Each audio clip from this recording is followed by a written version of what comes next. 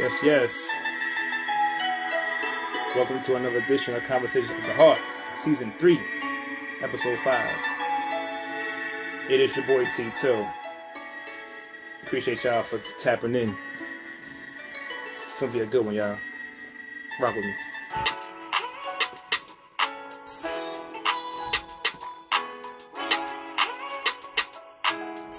Today we have a special guest.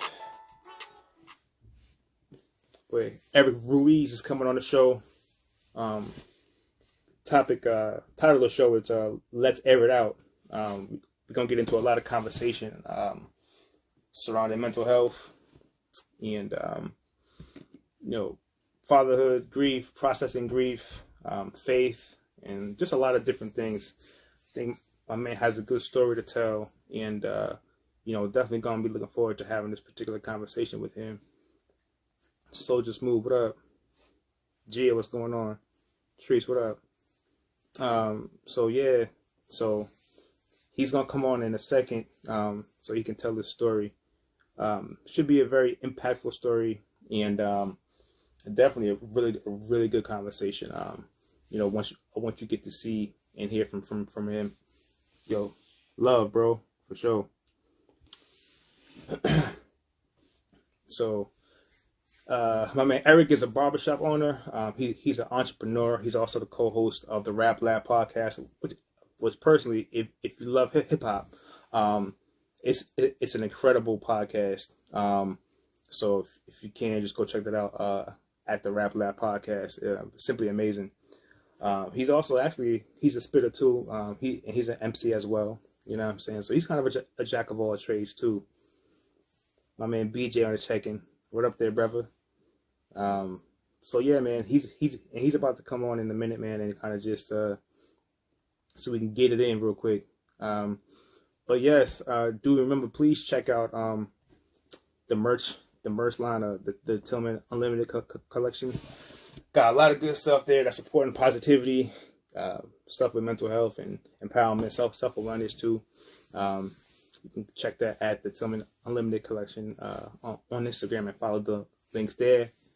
Should definitely be just check out the merch and see what you like. Tell a friend to tell a friend.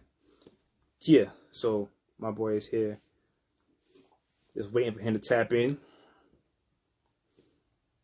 Let's see if I can get him in here.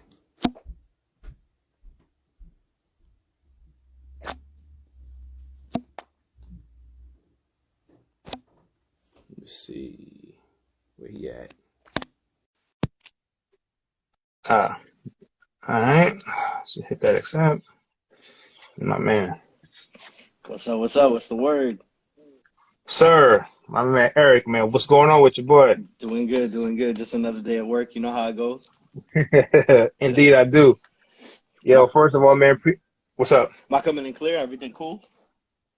Yeah, bro. So far, so good, man. The beard's looking full and amazing. I see you with the beard on that. I see you. I'm still trying to get mine to go back, man. I just trimmed it too. It was even longer.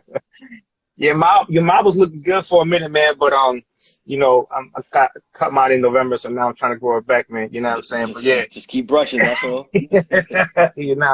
Nah, definitely, bro. But I appreciate you taking the time to come out here and have this really good conversation, man. Because it's gonna be a very insightful conversation, good conversation. Raul, what up, boy? What up? And so for the people who don't know you, just tell them just a little bit about you. You know what you do. You know what I'm saying? I kind of gave a little bit before you came on. You know what I'm saying? But just kind of just give them a little bit about you and where they can find you and everything else. All right, cool. So I am government name Erik Ruiz, aka the Rev Barber MC. I am a reverend. I'm a barber. I'm an MC. Co-host 1/4 of the Rap Lab podcast. Check us out on all streaming sites. Rap Lab Pod. At YouTube, all of that. I'm a barber as well. I own Q-Borough Cuts in Ozone Park. Could check us out on Instagram as well. Shout out to Queens. Yeah, Shout out to Big Queens in the building. Yes, sir. You already know. Shout out to Queens. Always. Queens get the money. You already know. Always. It's always a Queens thing. You know what I'm saying? Always, baby. Yeah, just opened the barbershop Bosco, what up? August. Opened a barbershop back in August. Been with the Rap Lab for like about a year and a half already. That's been going really, really good. Got a son on the way too. You know what I'm saying? Building this family, Big building this big congratulations. enterprise. Thank you, man. It's everything I dreamed for, man. Like having a beautiful family, owning a business, working independent is probably like the best move I made was to work independent. Hmm. You know what I'm saying? Yeah, and we definitely gonna get to that too. But I just wanted to say, first of all, a big shout out to you for the Rap Lab podcast, bro. It's an amazing podcast, man. Big group of brothers, man. That's really Yes, dope. sir. I always say, like, if you're a fan of hip hop in any type of way, that is an incredible podcast that you should really, really, definitely check it out, man. Because it's on all podcast platforms, man. It's an amazing podcast, man. So salute to y'all, man, for that. Yes, sir. Definitely, Thank man, you. Much love. for Appreciate that. sure. So let's start here. So the barbershop, because I know I used to work in the I mean the concierge business and the hotel business and things like that a few years back, right? So Mhm. what made you transition into um, owning a shop and even just cutting hair, period? So I've been working since I've been 16. I worked for the city. I worked for the Department of Environmental Protection for about 6 years. In the midst of that, I did education for about 10 years. Had a lot of other side gigs. I worked in the U.S. Open for a couple summers. And then with the hotel industry, I was there for about 7.5 years. And that really shaped me into a man and really made me like put things into better perspective as far as like responsibilities because I was like getting like real money in the hotel business, education, everything else. It wasn't like super profitable as everyone may think. It's a glorious thing to say like, yeah, I was a teacher for 10 years or I worked in the US Open where, it's a world event, but it wasn't really paying the bills. So while I was in the hotel industry, I was a bellman, and I didn't really Hmm. aspire to be too much else after being in the game and kind of seeing like what it was. I felt like being a bellman is where the money was at, and it was just more me. I got to be personal, it wasn't like personable. Sorry, it wasn't like all computerized stuff and being behind the desk and everything. Shout out to people, front desk agents and stuff like that. But like, I like to bounce around and do labor and physical work, and like I said, just be personable. Um, but I couldn't see myself doing that forever. So I wrote down a list of 3 things that I would love to get paid for, and do as a career. And one of those things was real estate. I was in real estate before the hotel game, but I actually dropped out of real estate school right before the test because the hotel came calling. It was an opportunity I couldn't pass up. Hmm. And then I wrote down musical engineering because I love music. I love like writing, um, producing things like that, editing and stuff. So I would love to get paid to do like musical engineering. And then I put barber school, and that was the most realistic choice because it was by my job.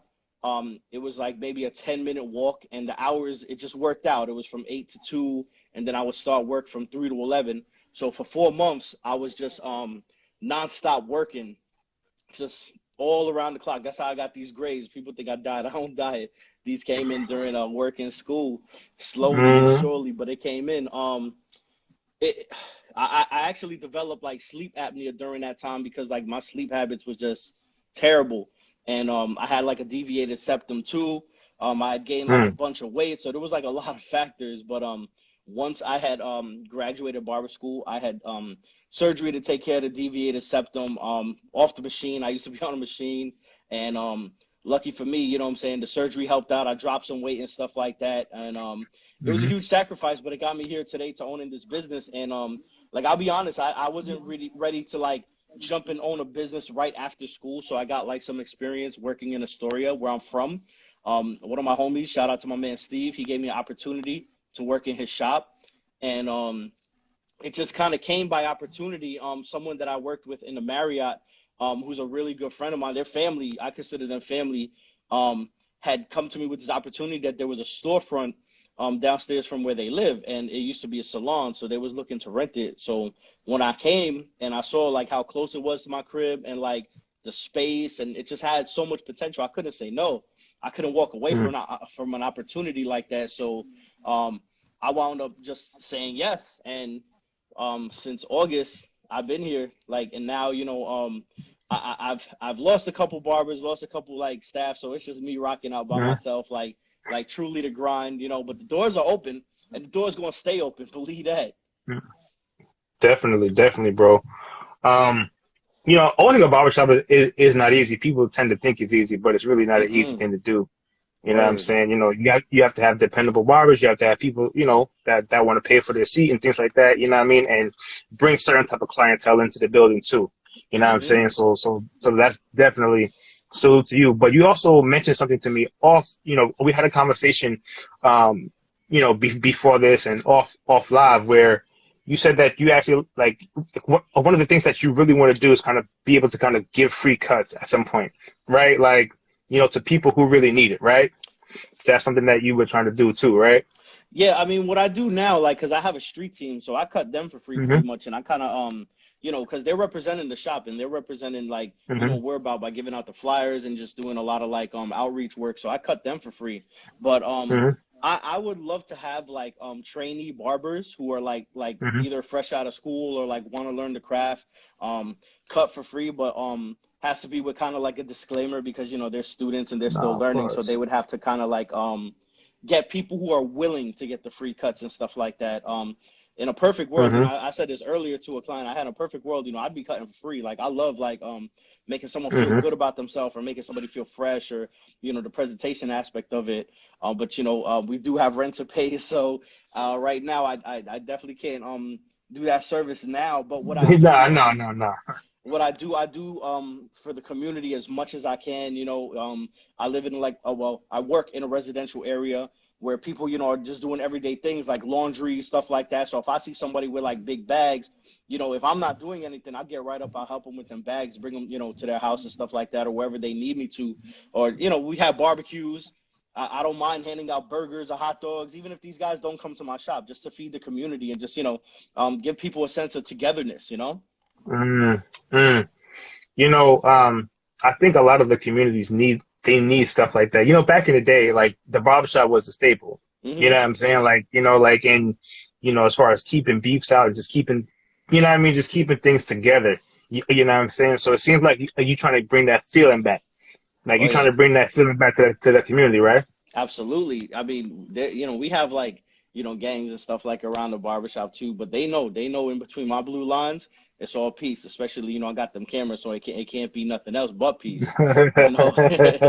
But I've had like Yeah, small little he said, "Don't incidents. get crazy." Yeah, yeah, yeah. I've had small incidents where, I've had to kind of just, kind of speak up and protect the shop and stuff like that. And it's always been respect, because, I come with respect, even though if it's a situation that may get me like, a little upset or something like that, I still try to be as respectful as possible, but I got to hold down my own and protect my family because, like, I don't even Mm. look at it like it's my shop for real. I look at it like not only is it the community shop, but that's my son's shop because when they grow older, I want them to have a fallback. Even if it's not like, if cutting is not their number one option, at least they could, like, like, you know what, let me just make some money and cut a couple heads or help dad in the shop and stuff like that. It's their foundation for real.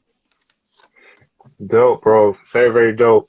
So, one of the things that, I definitely didn't get a chance to talk to you about, is, you became a reverend, right? Is that what happened? Like you became a reverend, right? I Like did. I didn't even hear the story. I didn't hear the story.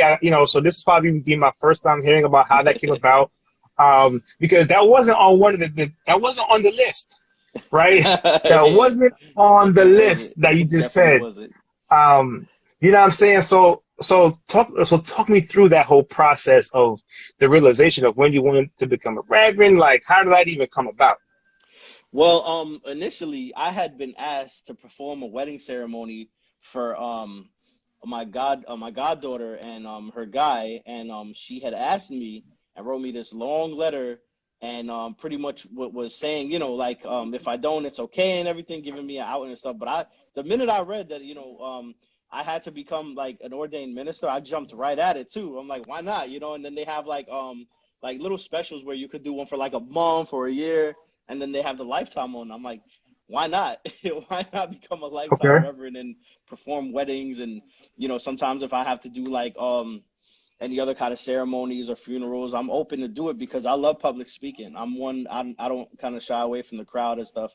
I am an MC as well as a Rev Barber, so I'm used to performing and speaking in public and stuff like that. So I kind of use it as that. And also, like, I'm a very spiritual dude. I wouldn't say like I'm like religious, but I believe in Hmm. like karma. I believe in the universe. I believe in morals and stuff like that. I don't really believe in like a set of rules that you have to live by per se, in order to have a connection with God and a connection with yourself. So I always been one to kind of like just talk deep and think deep, and like to the younger guys, like try to drop gems through experience or just through knowledge and stuff like that. So I feel like this title was just easy for me to take on and stuff, and it just kind of became my personality too. Even as far as like the Rap Lab too, they call me the Rev. So sometimes, I'll just spit some gems or some knowledge, or just take, the moral aspect of hip hop and just talk about it, and just talk about like, the realistic side, and not so much of the character side of like, how these rappers are doing out there, you know what I'm saying? Because now, like, we approaching our 40s, and our heroes, these icons we looked up to, they're approaching, their 50s and more, their 60s and stuff. So not everybody is about some shoot 'em up bang bang anymore, especially like I said with these cameras. So it's just a dope role for me to fall back and just like do like more like I said, like speaking from the heart, and just touching on morals and stuff. Got you, bro. So how has, I know you've persevered through a lot. I know like your mother passed away, and again, I told you off camera, my condolences and things like that. And as a man, right? How has your process been with like with handling grief and processing those things? Like how has that been? Because I know for different men, we process things different, right? Some of us know how to process, some of us don't. Some of us go to therapy, a lot of us don't, right? You know what I'm saying? Like, what has been your process with that? It's a huge chip on my shoulder. It's something that drives me, and just it makes me relentless at what I want and what I have to prove. And I've been dealing with this since as long as I can remember, because like my biological mom passed when I was 4 from AIDS in 1987, and during them times, AIDS kind of was almost like Corona, was an unfamiliar thing. So they isolated her, treated her like a leper, and I don't remember it much, but it's in me, So like when Corona came around and stuff, it kind of brought my spirit back to like the way they did my mom's and stuff. And I don't want to get all political or scientific or anything like that. I could just talk about from what I know in my experience of not being able to be with my mom, you know what I'm saying, for a lot of the part of what she was dealing with the AIDS, but she had passed at home. We elected to just have it, at home, and let her give her to the Lord and stuff. So since then, things have been pretty bleak. No one for a long time really explained what had happened, and the whole thing with the AIDS, and the choices that she made. And that doesn't make her a bad person. She had a really good job. She was a chemist, and she had a good career, but she just got caught up in the streets, got caught up with just hanging out and doing the things that was prominent then, like just shooting up, or just drugs, or just the things that like people in their mid-20s would do, like partying and all that. She just got a little in too deep. But since then, I didn't want to feel like I had a handicap, or I don't want to feel like people had to sympathize for me. So like I always had a chip, and I just couldn't excel in like academics and stuff. That never was me. It never was who I am. But in other things, like whether it be sports, or whether it be like video games, or whatever it was, I always just tried to like be the best I could, and especially if I had a liking to it. So I was always pretty much like I said, I go hard. I would, even with my rhymes and stuff, when I've been rhyming since I was 12, I'd always try to like just deliver. It's just a shame I couldn't do it academically, but I transitioned that into other things. But my grandmother, who raised me, who I address as my mom, she passed not this January, but the January before this one. And that's harder because I'm a man dealing with it now. And our relationship up until that point, after I had a fire in 2010. After the fire, our relationship wasn't the best. A lot of things were said, a lot of the blame game, and I'm not gonna lie, like she wasn't the same after it. That was her home, and she lost a lot of things. I lost a lot of things too. But since then, it was like kind of rocky between us and stuff like that. But like I said, towards the end, I tried to do my part and talk to her and communicate and tell her, like, just try to like square things up and just tell her that I loved her and tell her that, like, you know, anything I did wasn't intentional, wasn't harmful. But at the same time, like, you know, a lot of shit was being thrown at me too. And I always like kind of compare it to, like, you know, if you walk into a door and there's a bunch of people there, like with a bunch of shit ready to throw at you or throwing at you and, you know, trying to harm you, are you going to walk through that door again? Absolutely not. And it just so happened that, like, during the time, like, my mom was sick and stuff like that, you know, I was getting chastised a lot, and, like, for the decisions I made, whether it was, like, you know, working in the hotel industry or smoking weed or doing an MC thing and stuff. It was always some kind of criticism. Always kind of was like whatever I was into wasn't good enough. And like I said, that gave me more of a chip on my shoulder too. But you know, in regards to her passing and stuff like that, I try to put that to the side and just try to, you know what I'm saying, enjoy the last moments I had with her and stuff like that. And, you know, I did the best I could, and I know she still held on to a lot of things that she wasn't the most happy about pertaining to me and, like, the things I did and stuff. But like I said, my spirit feels good because I tried to do the right thing. I tried to bring good energy into it.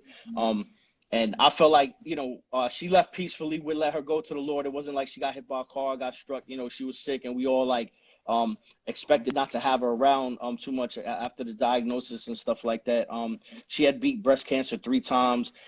It was just a lot of, like, a lot of issues, you know, like a lot of surgeries and going in, and, you know, so that had a big effect on her and her body and stuff. And, you know, she was just up there in age, so, like, after a while, she couldn't take it anymore. But it just made me more, like, you know, losing her now just made me more focused on, like, trying to better myself and create a legacy, you know what I'm saying? Because, like, you know, when she passed, her legacy is through me and, you know, her other son and stuff like that. I could do the best that I can to preserve a good name and to try to, like, you know, represent and keep her name in a good light, regardless of whatever happened behind closed doors, them 4 walls. That's nobody's business but me, her, and my step pops who was there. And, you know, I know we all deal with, like, family issues and stuff like that, and I'm no different. You know, I still get, like, you know, like, shit thrown at me or shit said and stuff like that. But the difference now is I got my own family, I got my own crew, I got my son, I got my wife. You know, I got peoples I've met through the years who stuck by me and stuff, who I'm more than thankful for. You know.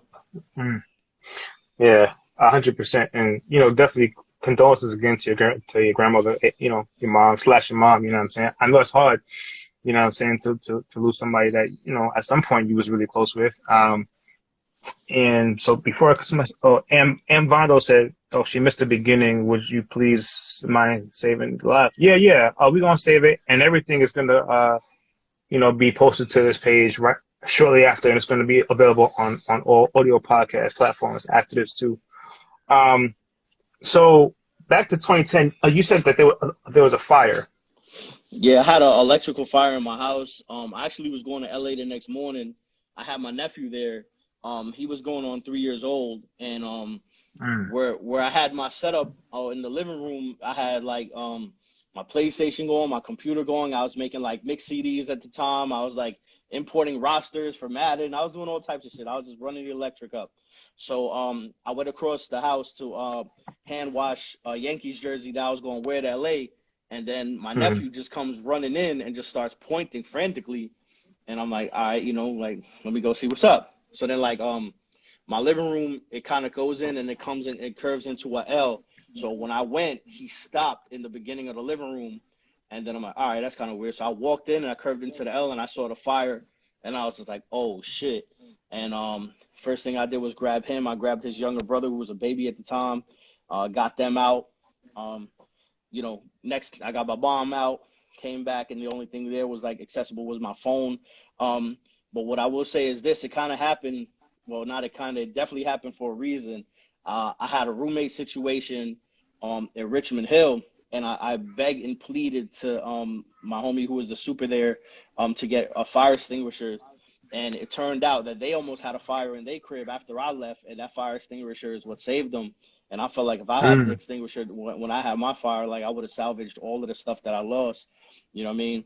Lost, like, over 2,000 CDs. I lost 12 ROM books that I had since I was a kid, all of them front and back.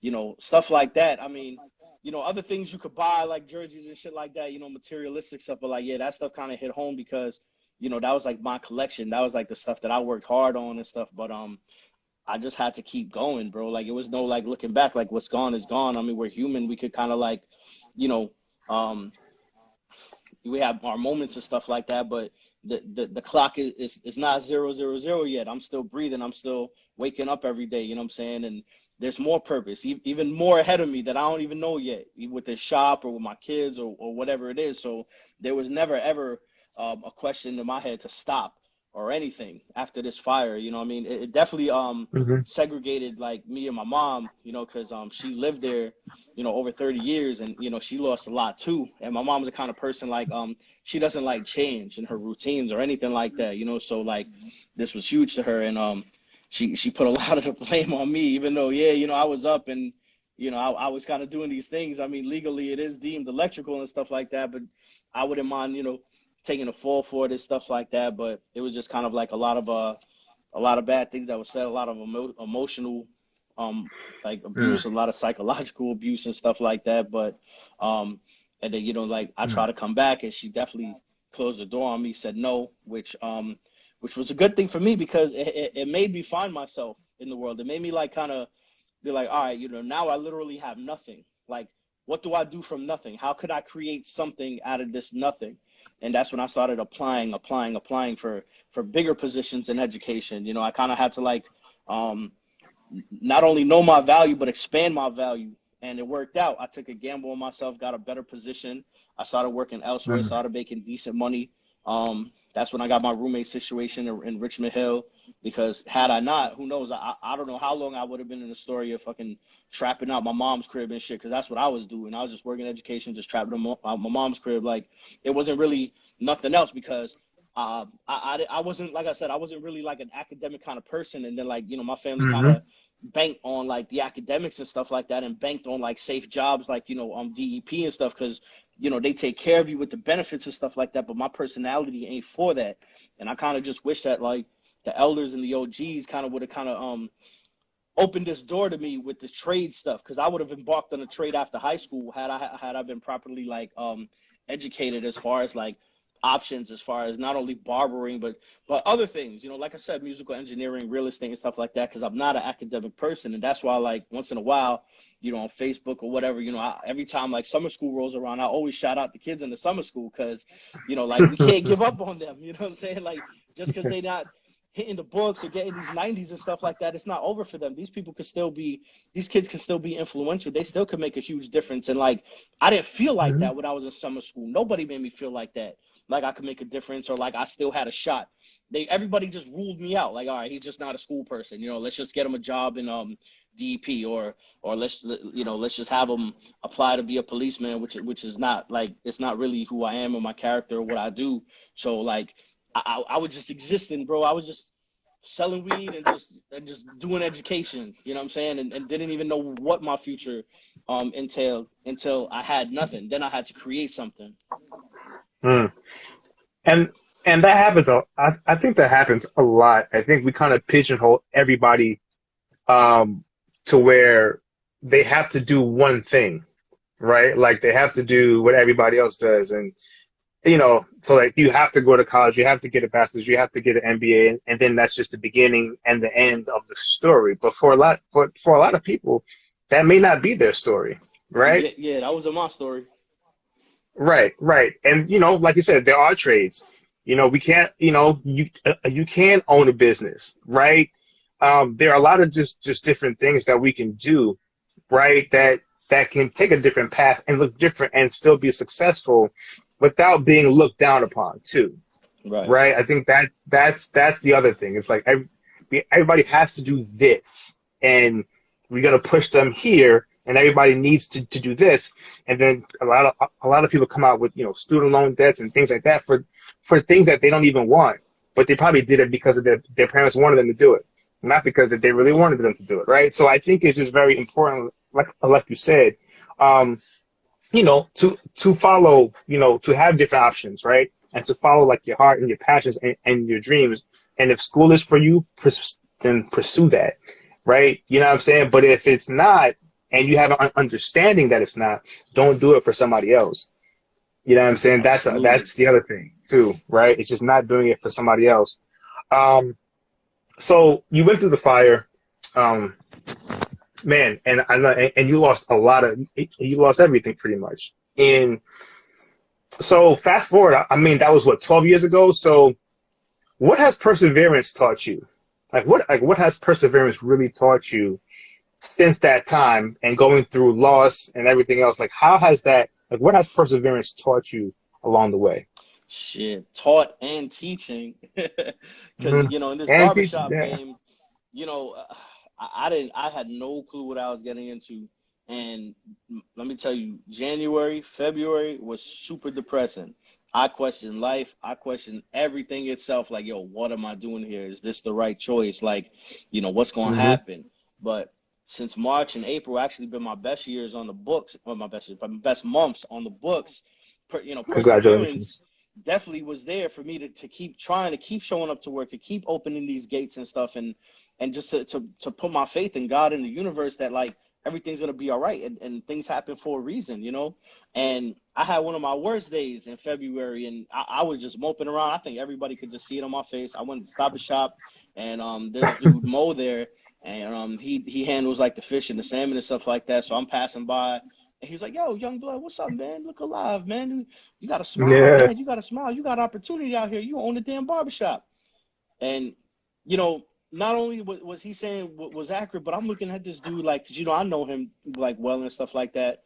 He lives right across the street, and it takes him like about 20 minutes to get to his job because he has foot problems, leg problems. So he hobbles himself to work. For someone like that to tell me to look alive and smile, that shit woke me up. You know what I'm saying? I'm like, Mm-hmm. this dude don't got the same opportunity I have, and he's telling me keep my chin up. You know what I'm saying? So I'm like, I ain't got no other choice. So I'm out here, not only doing it for like Delph and my family and everything like that, but there's cats rooting for me. There's cats who are like, don't have it as like fortunate as I have, health wise, or just being able to do what I do or what we do every day, like just, naturally, whether it be walk, whether it be talk, whether it be, you know, getting up and getting something out the fridge. Not everybody has that luxury. So hearing someone like in that Mm-hmm. position, it kind of snapped me out of that depression. And, I had no choice but to be like, yo, I have a real ass opportunity here, man. He's right. All this moping and shit is not getting me no clients. Like, what the fuck I'm gonna do? So I'm like, you know what? I got 5 business cards in my pocket. I'm not leaving this motherfucker till I give these 5 out,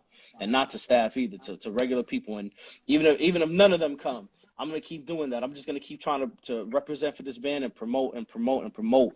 And I feel like it's paid off because now there's more people coming in just regularly. You know what I'm saying, in the shop. Even times like I'm not there, people come the next day like, yo, where were you? Like I feel like I'm relied upon.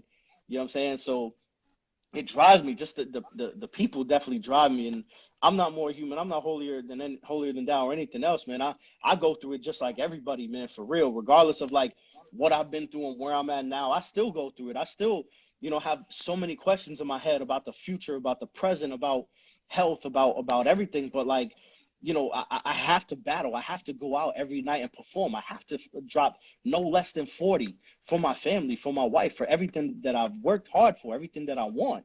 You know what I'm saying? Or else it's not going to result into nothing. Or else I'm going to be one of these cats out here that just talking about dreams and not actually going out and getting it. You know what I'm saying? Mm-hmm. Yo, that's very powerful because it's not just talking about dreams. It's actually showing up, right? Because of course, in the Bible it says faith without works is dead. Like you can have all the faith you want, but if you don't have the work to actually put in, right, then it's just a hopes and a wishes and the dreams, right? So like you got to put the work behind it, man, and you are definitely putting the work behind it, man. So definitely salute to you for doing that, bro. Thank you. Um, so let's talk a little bit about family, man. Like you're a family guy, man. So talk to me about process of getting married. You know what I'm saying? You got a wife. You know what I'm saying? And now you have a son and one on the way. So your whole thing is expanding out here. Like your family is expanding. You're talking legacy. You know what I'm saying? So talk to me about you know, what's it like? You know what I'm saying? Like for you kind of to transition from, being single to just then now being a whole husband, you know what I'm saying? Then to being a father. those are all different processes now. You know what I'm saying? So yeah, man. So walk me through that, bro. So how was it first getting married and now you have a wife and everything like that? Like, let's start there. So, I kind of like just tied down, I guess, numerically late in the game, if you would, because like, I'm right now in my late 30s and stuff like that, got my 2-year-old and stuff. But I felt like it was smart because, I got to gain my experience, I got to have my fun, then I got to narrow it down to like who I really want to tie down with, who I really want to spend my life with. And I always say that it takes 4 seasons to really know somebody. So, when I had met my wife, my girl at the time, we were working together, and then we had lived with each other in like a little roommate situation. So I got a lot of her. So I got a really good chance to determine how far I want to go. And at that Hmm. point in my life, like in I guess my early 30s, I was looking to just settle down and really start like creating some goals for myself. And she was a perfect person because she was driven. She moved from Detroit to New York with not having no family, not knowing nobody for real. She just took a shot and did that, and I admire that. And You gotta take a shot sometimes, man. yeah, having someone like a true winner on my side was like one of the things, I guess on my checklist that I was looking for in a female was to have somebody strong and have somebody as driven as me. Because when she met me, I was working 2 jobs. I was working 7 days a week. I was working 2 hotels, turnaround I shifts and remember all that. that. Yeah, man, grinding. You know what I'm saying? And I just love to work. That's my thing. I love clocking in. I've always been somebody, who just loves to show up, clock in. You know what I'm saying? In the 7.5 years I was at the Marriott, I got 5 employees a month. So no write-ups. You know what I'm saying? That's not Hmm. easy to not get written up in 7.5 years. I was like kind of the model employee, if I would. You know what I'm saying? But I love to work. I love showing up. I love Hmm. representing for the city, especially like, with the job that I had.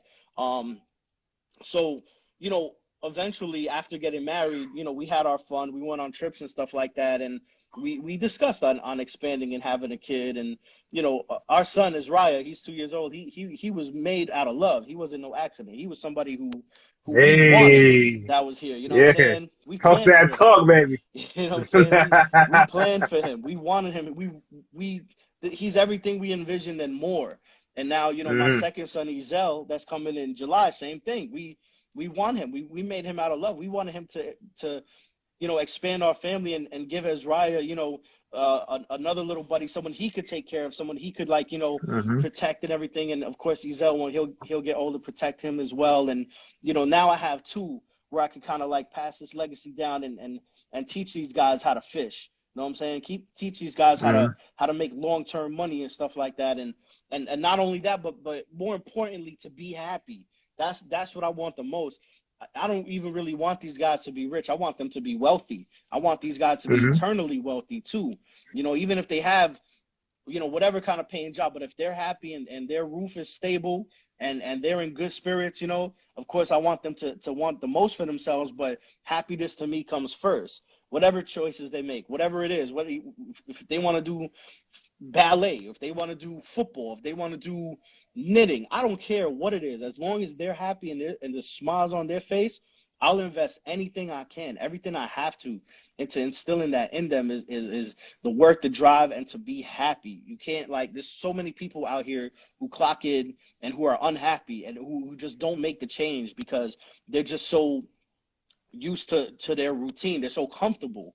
And I've been so much place to place, including the fire, where, man, like you got to sacrifice your comfortability in order to find something like, that'll be long term good for you and long term happiness. And, I was happy in a hotel. I didn't make that list because I was unhappy. I was doing it just to kind of like give myself like a future, because I didn't see no future in the hotel and being a bellman. It wasn't a union job, so I'm like, I'm already the bell count. I'm the highest position here. Like, I'm gonna be a fucking a 10-year bellman. Like nah. I need to do something for myself, yo. Like, if I want to take Hmm. off or I want to go on vacation, I shouldn't have to ask anybody. You know what I'm saying? I should just be able to go and not worry about like, time sheets and all that stuff. So I put the ball in my hand and I'm praying that the ball like I could pass it to these two and they could do what they want with it.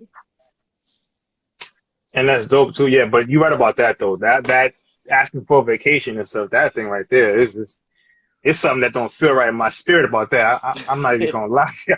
I ain't even gonna lie to you about that. Nah, so I definitely feel you on that. Um, and it's dope to hear, bro. That you want to be a father, and you're very active in your son's lives, and we need a lot of that, especially in the community. We need men like that, right? Who want to be active in the community, right? But also active for their children too. You know what I'm saying? So definitely, bro. I just want to just say, man, definitely, man, salute to you, man. And we need more like you, bro. We definitely need Appreciate more that. like you, bro. You know what I'm saying? For sure, man. So on this journey, right? Yo, everything that you've said so far, like a lot of things can kind of mess up your mental health in a lot of different ways. You know what I'm saying? Like, especially with men, right? What do we do a lot? We bottle a lot of stuff up, right? We hold it in, right? So, but we all need that outlet. We all need a form of expression, right? Because it's like if you keep bottling stuff up, at some point you're gonna just explode, right? Yeah. And most of the time it's not gonna be good, especially with us, right? Oh So yeah. so so what has been your outlet to kind of navigate your own mental health? You know what I'm saying? To ensure that you kind of keep it in check. You know what I'm saying? What's been your process, right, on this journey with all the things, the fires, the death, the grief, the loss, you know what I'm saying? Like what has it been like to kind of just navigate your mental health in that way? Man, hip hop is my ultimate outlet. Writing, listening, performing, anything involving hip hop is my outlet. It used to be Mm. sports, but we get older now, and our joints don't start working the same. We Hey, can't jump hey, as hey, high as we hey, used to. hey, hey. But Come on, man. You're um, talking too much. Come on now. Come on, man. Chill. hip hop though, definitely hip hop. Like I said, I used to write since I was younger, and just that inspiration I had from artists like Guru. Like him, he means so much to me because like the gems that he drops, I feel like I learned to be a man through him and his teachings and everything he would say about like discipline. It always stuck with me about being like a disciplined man. Even when it comes to like women and stuff and having respect and kind of knowing the boundaries and knowing lines and limits and stuff like that. He taught me about that, and I feel like that's why I always had like a good reputation with women and stuff like that because I'm super respectful. You know what I'm saying? Like women are beautiful creatures and men too, and there's a lot of beautiful creatures out there, but certain whether it be flowers or whether it be something so delicate, there's certain ways you gotta like, like teeth, like go about like handling women or flowers or anything like that. With men, I know like we're kind of trained to be a little more like rough and stuff like that, but we're human too. You know what I'm saying? But like it's just like learning how to maneuver through those things. I learned through like the teachings of MCs, of real MCs, not guys like, that are just like rapping a rap and stuff like that, like conscious rappers, like like your guy Common. I'm sure you've learned a lot of life lessons from him too, because he speaks from the You heart, he already speaks know. real, and he's a lyricist too, and he can get down with the MC and shit. But when it comes down to like life lessons, guys like him, most Def, of course, even Ghostface, man, I learned a lot from Ghostface. If you decode all that the slang and the lingos and shit, Hmm. it's actually a really really dope message. So like that is my base. Like tonight, my son, he gonna take his bath in maybe like a half hour. That my wife works overnight. As soon as like she's gone, as soon as he goes to sleep, I'm right here in front of this computer with instrumentals, with music, and just vibing. You know what I'm saying? And no one can take that from me. You know what I'm saying? Like, as much Mm. weed as I smoke, as much weed as I smoked, it was all in the name of hip hop and just being creative. So all them times I was doing all that, it was just so I could write a good 16, or I could like, even now, like it's different where I focus more on like now my business. So if I'm here listening to the music, I could just be here for like an hour straight, just staring at the computer, but just in my thoughts on how to create better, for my business, for my seed, for my future.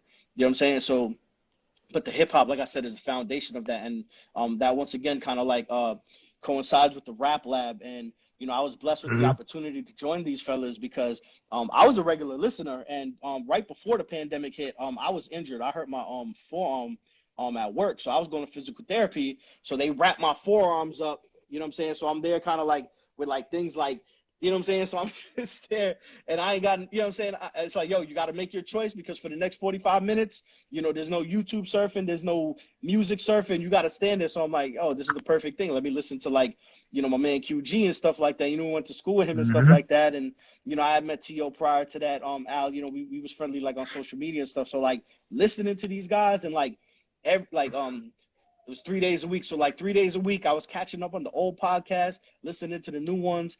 It felt like it was an amazing opportunity when they asked me to be a part of the show. I'm like, yo, Jesus Christ, like I'm a fan. Now I'm like joining like a bunch of dudes that like I actually like really respect and admire. So it was just like a natural fit. So now every Mm-hmm. Sunday, you know, I just get my hip hop on. It's just like an hour, 15-minute conversation about something I love that I could talk about for hours. So it just went Mm. so well, man. But like, yo, shout out to hip hop, man, in general for bringing so many people in my life and giving me this punching bag. You know what I'm saying? Definitely. So that's dope, man. Like so, so like writing and kind of getting into music, hip hop kind of definitely helped you kind of, navigate like your mental health and stuff like that. And that's dope, right? So what other advice like would you give a young man like that's going through certain things? Like what if they say, man, yo, E, I can't write no rhymes. Like that ain't me, bro. Like I'm not talented like you to write no rhymes, like, but I'm angry. I'm sad. I don't know what to do with all of this. You know what I'm saying? Like what would you tell somebody like that? You know what I'm saying? Because not everybody is gifted like you. Like, you know what I'm saying? Who could just get and just start writing stuff. You know what I'm saying? So what would you say tell them? To not be embarrassed of any outlet you choose to express it or how you express it, as long as you're not like making a public fool out of yourself or anybody, you know. Yeah. As far as like, you know, with writing, that helps out a lot. I mean, that always helped me out. You know, I would just write for hours, just whatever. It didn't even have to rhyme. It's just like just the thoughts that I had, and I'd read it back, Mm-hmm. and sometimes Fact. I'd tear it up, you know, because it's like, oh man, that's stupid, or like, man, how, you know. Then I kind of come to terms with like whatever the situation was and how I should go about it just by reading back. But I encourage people to like write. I know we have like tablets and smartphones now. You can still write there. You know what I'm saying? It's like not the same thing as like, you know, the penmanship and shit. Thank God, because my fucking writing was sloppy.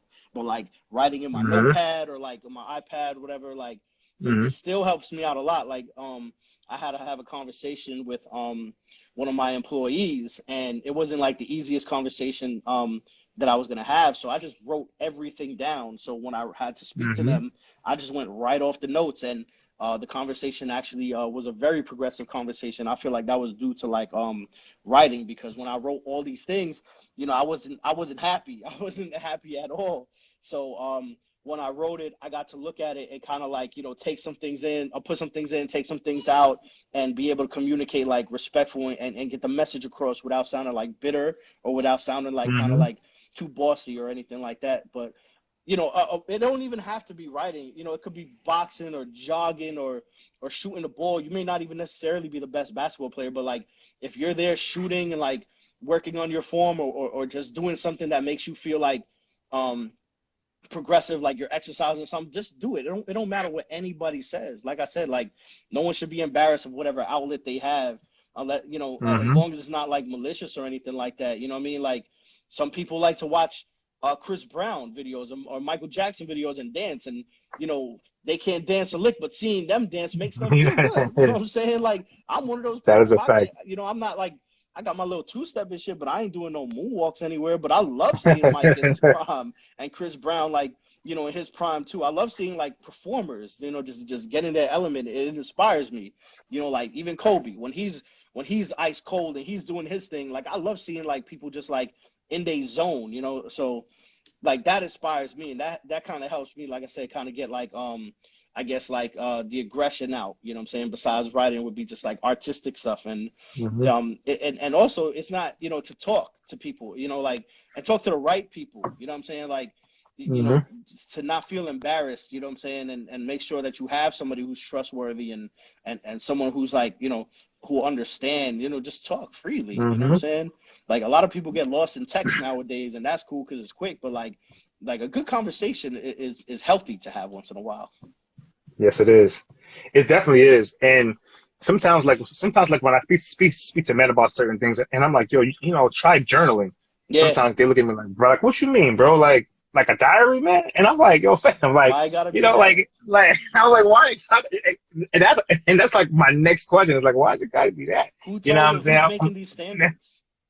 You know? I mean, I think you know. I mean, you know, it's just it's just one of those things where I think we feminize everything. You know what I'm saying? Like everything has to be like this or that. Like it's like yo, bro, like you just writing down your thoughts, bro. Like you just writing down how you feel. Like you just writing down whatever it is to get it out. You know what I'm saying? Because where's it gonna go? Yeah, It's it's gonna gonna go be somewhere. bottled up, and it's gonna come And out at the and wrong time, right. And what a in the lot of wrong people way. don't understand though either is like when you leave that stuff in here, a lot of that stuff can cause stuff and make you sick.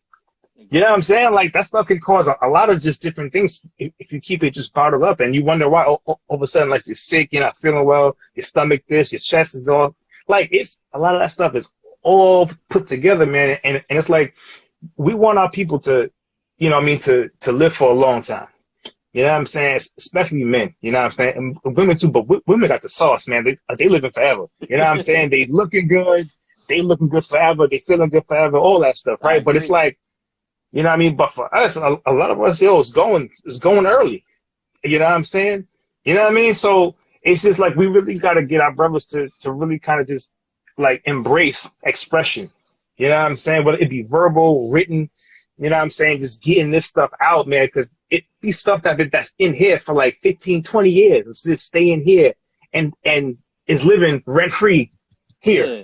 You know what And I'm saying? and add on a part of that is like like my man E in the comments, like the collaboration aspect of life, man. It's a beautiful thing to collab, no matter like what it is, you know what I'm saying? Hmm. Because he writes, he Hmm. does music, I do music as well. You do mental health, the mental awareness, the podcast, life coaching and stuff. So like the collaboration Hmm. across the boards with like-minded individuals and guys who are familiar with each other and like where we come from, it helps out a lot too. Because for me, it drives me, and it also makes me feel like like in the game per se, like I'm with my peers, my colleagues. We're all doing something to better ourselves, and we all have like certain platforms. So when you collab, it makes you feel important. I look forward to this all week, this podcast tonight. So like the collaboration Yeah. aspect, I feel like we should do a little more of with each other, and like leave the egos at the door, and just be real with each other, and it helps, and it's dope, for your legacy to look back and be like, yeah, this dude I did this song, or this dude I did this interview or podcast. We went to school together. We did this. We did that. So like I love collabing with like my peers, and I wish we would have did way more back in the day, but I felt like we all had to find our own path, and we were all on our own journey, and like numerically and stuff, we may be like in our upper 30s, but like we still have a whole lot of life in front of us, especially if we like take care of ourselves, Big like health facts. wise and stuff like that. Like we could be here until we hit triple digits. You know what I'm saying? Like I want to be Hmm. 115 out this bitch with my kids. You know what I'm saying? Like that's my goal. And right now, like I said, we may not be as active like on the courts or whatever it is, but like our minds are bigger than what it used to be. We have way more knowledge, Hmm. way more experience, and why not put that to something like progressive and maybe even profitable? Hmm. I can absolutely confirm with you. I am nowhere on the courts. I can 100% confirm with you. I don't even remember the last time I stepped on the court. And if I try it today, I might be in the hospital tomorrow. So I can feel you 100% about that, bro. But listen, man, this has been beautiful, bro. You know what I'm saying? It's been amazing to hear your story, about family, about fatherhood, about entrepreneurship, legacy. Like you spit out a lot of gems, man. You know what I'm saying? Especially when it comes to like grief and things like with your family, man. So I appreciate you being so transparent, man. And coming on the show. You know what I'm saying? I appreciate you, bro. You know what I'm Thank you. saying? You know what I'm saying? Definitely, I appreciate you coming on the show, man. We gotta do it again sometime, bro. Yes, sir. Anytime. I love this platform. I love what you do. You know what I'm saying? I do got my silver and gray hat, you know what I'm saying? The black hat that Appreciate you. from the clothing line. I definitely want to get some more stuff, Got my Cubero cut Appreciate stay that. thing going, we got the Queens Yeah, colors, you know what yeah. I'm saying? Representing, Queens all day. Or the Knicks or the Mets, however, whatever your team is, we got the blue and orange rocking out here with the Cubero cuts, you know what I'm saying? Yeah, yeah, my man. Stay with the Queens, bro. I love it Yeah. all, bro. Yo, but bro, I appreciate you, bro. I thank you for doing this, man. Yo, listen, please follow my man. You know what I'm saying? Please follow him. Show him some love on his pages. Give him like the pages, your page, the Rap Lab page, the barbershop page. Tell him where the barbershop is. Tell him where the Man. barbershop is, man. Like, let's go. I have a lot going on. So as you hear my son in the background, probably a commercial Yeah, for yeah. YouTube. So Hmm. we doing the revbarber.mc at Instagram, revbarber.mc across the board. You just put it into Google, you see everything I do. Q-Borough Hmm. Cuts, that's Q-Boro. Cuts is Cutz. Put that on Google. Give us a good review. We got 18 5-star reviews. You know what I'm saying? You can catch us on Instagram too. I post nothing but barber content on it. You know, even if you want to see like a horse getting a haircut, shout out to my people who's overseas doing the horse haircuts. You know what I'm saying? I'll be posting them doing it. Of course, got the Rap Lab in full effect. You know what I'm saying? That's Rap Big Lab time. Pod. You know, you catch us on every Monday. We release new episodes. We talk about vintage hip hop. Talk a little bit about the new stuff too. You know, I try my best not to sound too much like a Grinch when it comes to the new stuff. I try to be open minded when it comes to the Don't be new that guys. guy. Yeah, no, I try to be as open minded as possible. You know what I'm saying? Some stuff is unbearable, but some stuff is actually really, really good, and some stuff is art. And I Hmm. feel like sometimes it's kind of like misunderstood. Just like the stuff we Hmm. listen to was very misunderstood. Everybody would like Hmm. have a whole bunch of stuff to say, just like they're saying about the stuff now. But I got love for They did. everybody. I got love for all the artists, man. As long as people ain't hurting babies and like kind of over slandering the women. You know what I'm saying? Like everything is love at the end of the day. Bet, bro. All right, bro. Listen, man, it's a pleasure, man. Let's do this again, Likewise, man. yes, sir. Salute to you, brother. Thank you. Salute to Appreciate you, you man. too, Tell the man. little man I said what up. Tell the little man the wife I said peace for Yes, sure. sir. My man. Appreciate you. All right, bro. Peace. Love, bro. Yes, sir.